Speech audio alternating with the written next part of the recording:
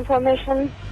Somebody in the upper now, I haven't got any information who they are and what are they doing. For information, for your own security, please don't move and stay your gate.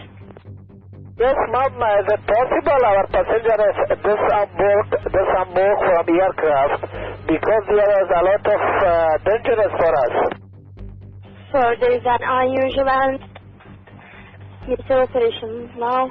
No contact, no pushback, no response, any section, approach or ACC. But I know it is possible some person to open the gate and our passenger is disembark to the terminal. To the terminal is better. There is a lot of fire, a lot of gunfire. Cuma akşamı Türkiye için en uzun geceydi. First of all, I need to say that Friday night was one of the longest nights for Turkey. But shortly, junta had two aims. One is taking over Turkish armed forces, and the second is to prevent any politicians who would be a problem for them. Türkiye için çok uzun bir gece oldu.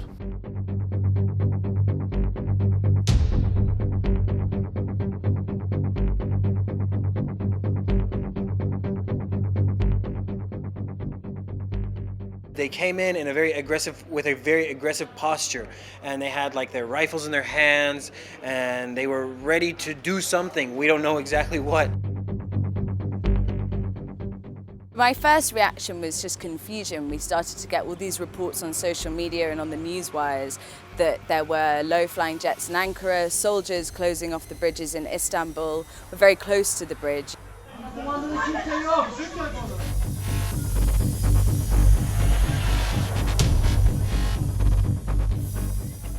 We were told that we needed to leave the premises as soon as possible. The army were getting quite aggressive at that point. I was lucky enough to be able to get a lift with a colleague. And as we were leaving, we put our phones, we were told by the soldiers to leave our phones behind. And yeah, we were concerned about how our colleagues were going to get home, those who didn't have cars, those who didn't have access to the bus services which TRT offers home.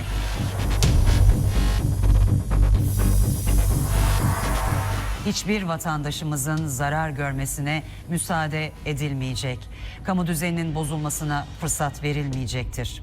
Hiçbir ayrım yapılmaksızın tüm vatandaşlarımızın ifade özgürlüğü, mülkiyet hakkı, evrensel temel hak ve hürriyeti Yurtta Sulh Konseyi'nin teminatı altındadır. İyi akşamlar. İyi akşamlar efendim, buyurun.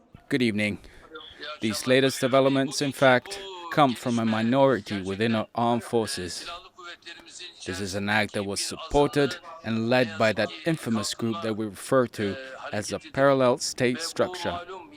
I believe that as a nation, we will give the right reply to this act and that they will be punished because they are acting against the unity and integrity of our country.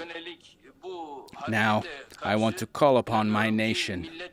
I want to invite you to come to the squares and airports of our cities. Let's gather together in the squares. Let's let this minority group bring their tanks and cannons and let them do as they wish to the people. I don't recognize any power superior to that of the people. Halka orada yapsınlar. Halkın gücünün üstünde bir güç ben tanımadım bugüne kadar.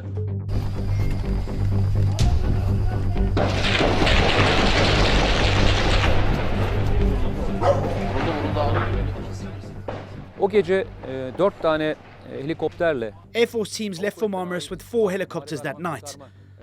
While they were leaving, they said something important in the helicopter. You were going to come into our den, now we are coming into yours. This radio talk among themselves was picked up by the National Intelligence Organization. Then they called the head of the protective detail for the president and asked them to leave the hotel. The president had left the hotel 15 minutes before these helicopters arrived. Otelden çıkmıştı.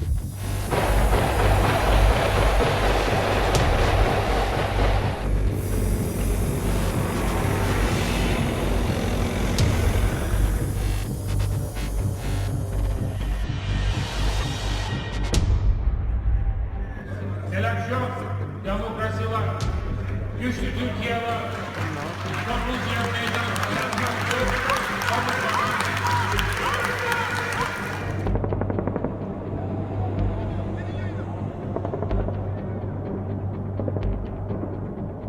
Bizim aldığımız istihbarat yaklaşık 8... According to the intelligence we got, they planned this 8 months ago.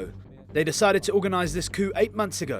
My guess is July 15 was not their target date, but the members of this group in the Turkish armed forces, police forces, justice and other civilian institutions knew that they would not have any other chance once the Istanbul's chief prosecutor's office prepared formal criminal charges against them. So, they had to move the coup date to an earlier date, meaning July 15 coup attempt was an action that was made earlier than it was planned. Fethullah Gulen has a target. Head of Journalists and Writers Foundation, Mustafa Yesil, and his assistant came to this very apartment to convince me.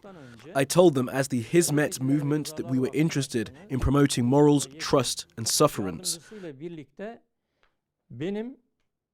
We shouldn't be trying to infiltrate to the judiciary, the police or the armed forces. I told them it was quite disturbing to me. To convince me, they admitted their coup intentions that day. They said that Gulen said that in order for us to survive in this part of the world, we must be part of the Turkish military.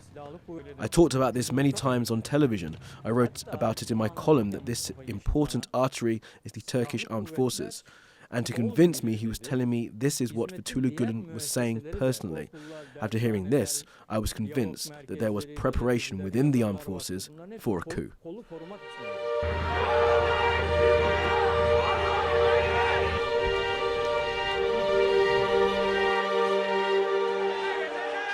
I was at home on Friday night.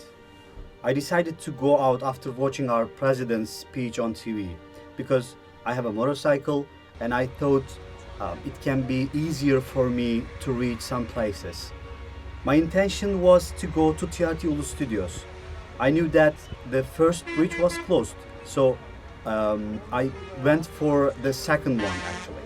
With the sonic bomb started as the fighter's jet came very close to the ground. I stopped just before the bridge. It was the area called Kavacık. I saw there a military vehicle stopped by the citizens. They blocked the road with their private cars in order to not to let the military cars. Kimliğini göster bakayım. İnle aşağı. Kimliğini göster lan. Kimliğini göster lan. Gel aşağı gel. Ne var? Vurun. Ne var? Ne var? Hayır! Vurun! Hayır! Vurun lan! Vurun! Ya Allah'ım. Hayır! Hayır! Hepimiz ha. Tamam da hepimiz insan değil miyiz? Hayır ya! Hayır. Aç şu bir! Yediğiniz lokmaların haram. Sus sırtın it! Ali abi gel asker silah çekiyor gel abi gel gel.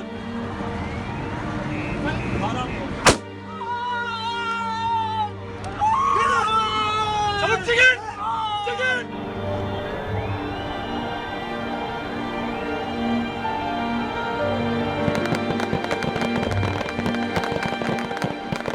With my personal experiences during the coup attempt, I was located on the bridge, and most of the people there that I witnessed went there after the bridge was cleared. After the protests broke out, people made their way to the bridge. Before I got onto the bridge, I was located in front of the president's home, and there were announcements being made telling us not to go to the bridge because there was a fire against civilian targets. And as soon as we, as the people, heard that, we took it upon ourselves to go there and see what it was for ourselves.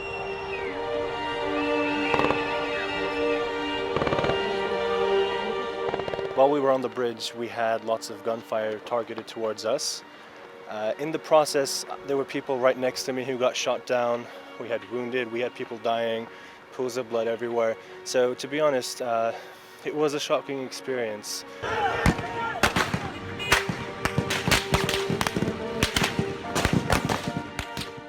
I saw about either 2 or 3 people actually die in front of my own eyes, that I can confirm. The others were just injured. The violence was actually pretty terrible. There was deliberate gunfire.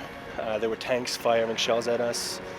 There were F-16 fighter jets making flyby maneuvers to somehow scare the crowd to leave.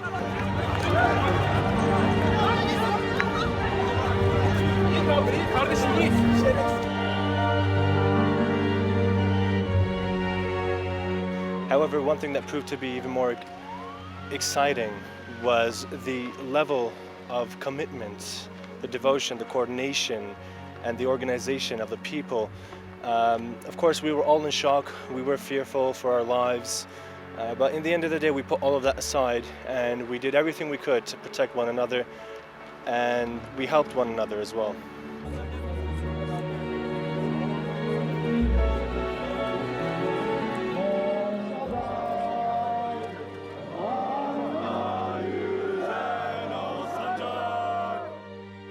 We heard that the tanks were out of the bases and they were so close to us.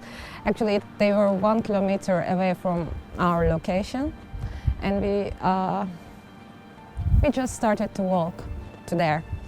And I started shouting, "What are you doing? Whose soldiers are you? What are you doing here?" And I started tweeting, taking pictures and showing the people what's really going on there. Dışarıya asker! Dışarıya asker! Dışarıya asker! Dışarıya asker! Dışarıya asker! It was amazing. It was not only me, but hundreds of people, thousands of people were out in the streets in seconds, in minutes. And I know that I was not alone. The whole country, the Turkish people, showed that they will not let that happen again to our country. Tamam. Tasarruf var mı? Ben ölmeye hazırım. Sen beni öldürmeye hazır mısın? When I was on Vatan Street, where I stood up in front of the tanks, there were several wounded. But then when we secured this location in Vatan District, I went to Fatih, Saraçhane, and there was a massacre there.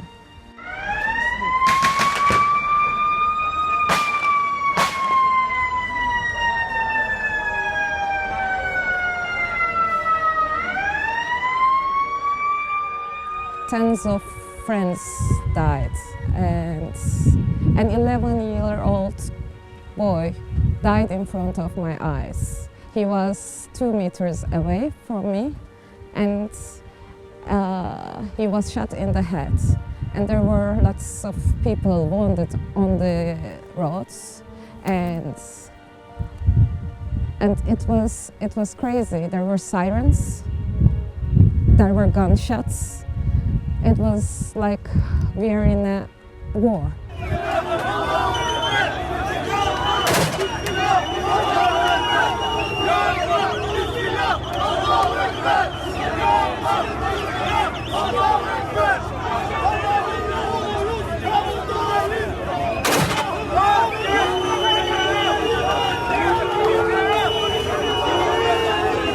When I arrived at TRT Ulus studios in Istanbul, there were about 600 people in front of the buildings. TRT Ulus stüdyoları, TRT Arapça'nın, TRT Spor'un, TRT Müzik, TRT'nin yeni açılan uluslararası İngilizce yayın yapan kanalı TRT World'un da olmuş olduğu bina. Police forces were there and they tried to convince the soldiers to surrender until the morning. Şu an tüm komutanlarına söylüyorsun da sizin herhangi bir askerliğinize mani değil. Lütfen silahlarınızı bırakınız, teslim olun. Sonic booms continued and the soldiers started to fire.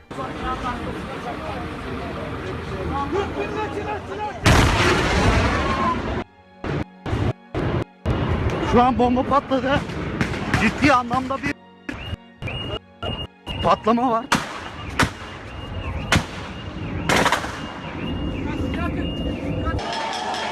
Allah belanı versin! Allah belanı versin!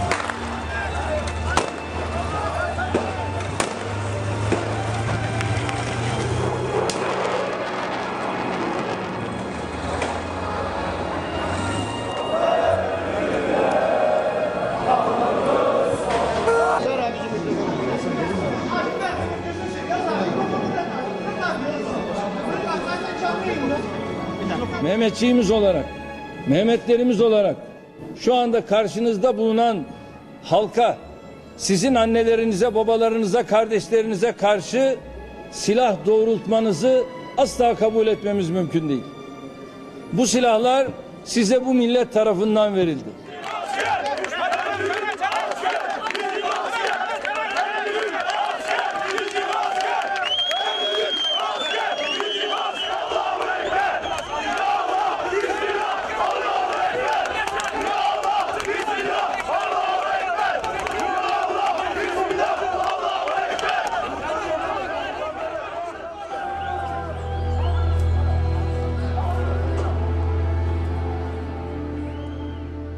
One thing with regard to the soldiers was there was deliberate fire against civilian targets. Every time police tried to intervene somehow, they would fire at civilians to force the police to somehow stand down.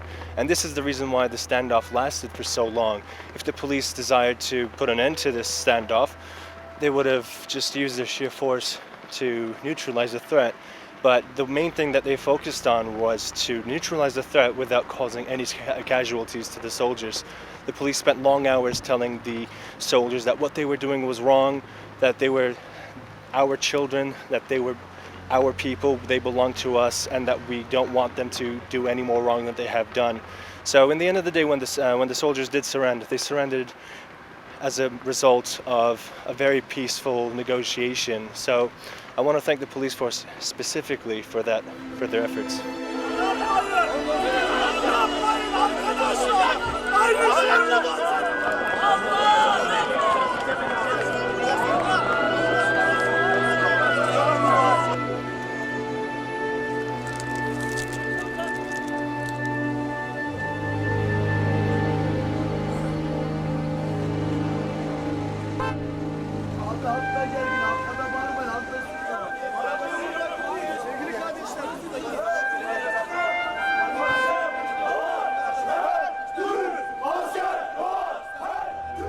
With the early morning lights, they finally surrendered, and I was allowed into the building.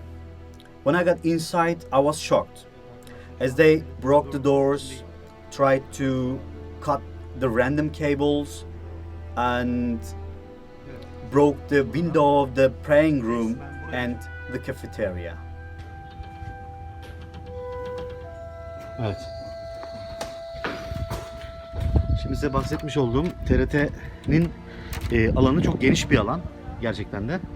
Actually, right now I'm thrilling. I salute Turkish people. I salute my people that show the world they would stand up again any second. They will not hesitate any second to stop any attack against their country. And I was there. I witnessed that. I was a part of it. And today I'm standing right here thanks to my people.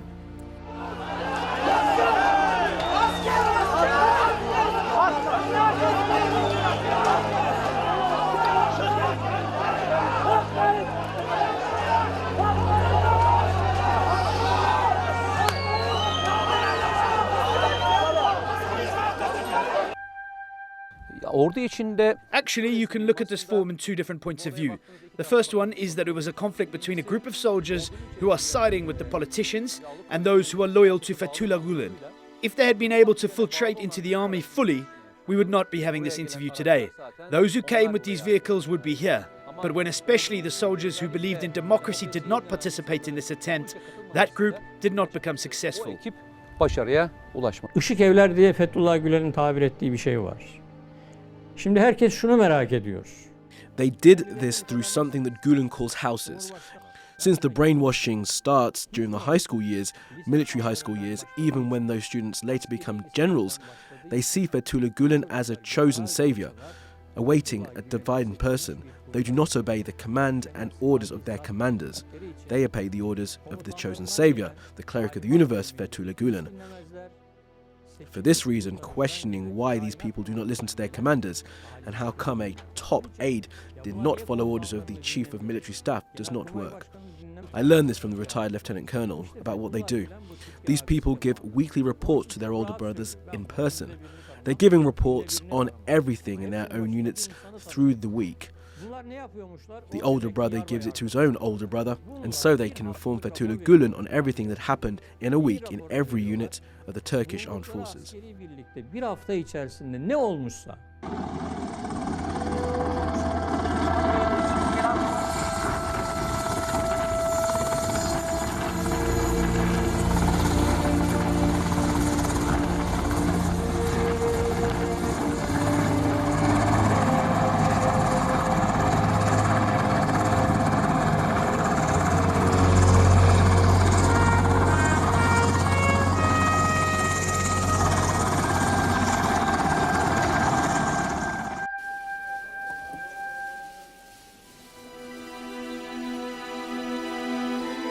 Maalesef bu kalkışma bastırılmıştır. Ancak şehitlerimiz vardır. Toplam 161 şehidimiz şu ana kadar mevcuttur. 1440 yaralımız vardır. Bu aşağılık kalkışmaya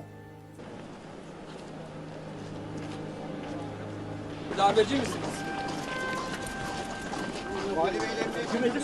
Acele.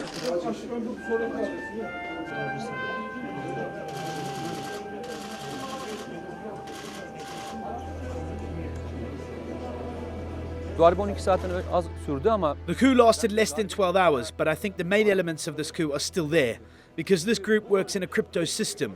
When you look at the structuring of this group, you see that those closest to the chief of staff and force commanders were the ones who attempted this coup. Aides and those who had led very important intelligence units have organized this. I'm asking this. Where else in Turkey did these people occupying these important positions put people in other positions? Today we are saying we prevented the coup, but I think only the first attempt has been prevented. There will definitely be other waves. For this reason, Turkey definitely needs to have a security-related decision and prepare against those who will try to do this. Yes, difficult times are ahead for Turkey. When Turkey is fighting against PKK and Daesh, it'll have to fight against Gulen. It'll have to fight against Gulen's organization coup attempt. This process is really difficult for all of us. This is a time that we need to overcome by standing shoulder to shoulder, and not just armed forces, but also all Turkish people, all politicians. If Turkey loses this, Europe and US will too. We saw what disorder means in Iraq, Syria and Libya. Compared to Turkey's power and influence, these are small countries. If Turkey is dragged towards any disintegration or civil unrest, believe me, there will be no Europe or no US left. İnanın ne Avrupa kalır ne ABD kalır.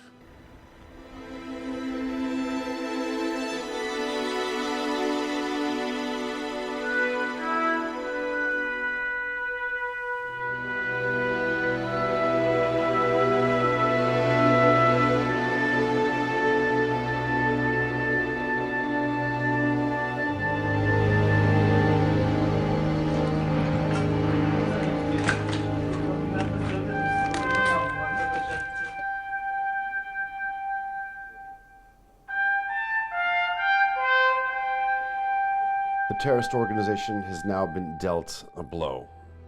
What else are they capable of looking ahead? Şimdi Fethullah Gülen bu işin başında olduğu için o Türkiye'ye teslim edilirse kesinlikle bu hareket sıfırlanır. Since Fethullah Gülen is the leader of this group, if he is extradited to Turkey, then this group will diminish to nothing. And his men will be like fish washing up on the shore. But as long as he is not extradited back to Turkey and he is the leader, he will not give up. And his threat will continue. Darbeden sonraki günlerdeki operasyonlar... I'm looking at the operations after the coup attempt, and I see that there is a serious amount of cleaning in the judiciary, ministries and armed forces. Their strength will be weakened, but where are the hidden men? Where do they have sleeping cells? I think the threat is ongoing, since we do not know where they are. Halen nerelerde uyuyan hücreleri var? Bunları bilmediğimiz için bu tehlike bence devam ediyor.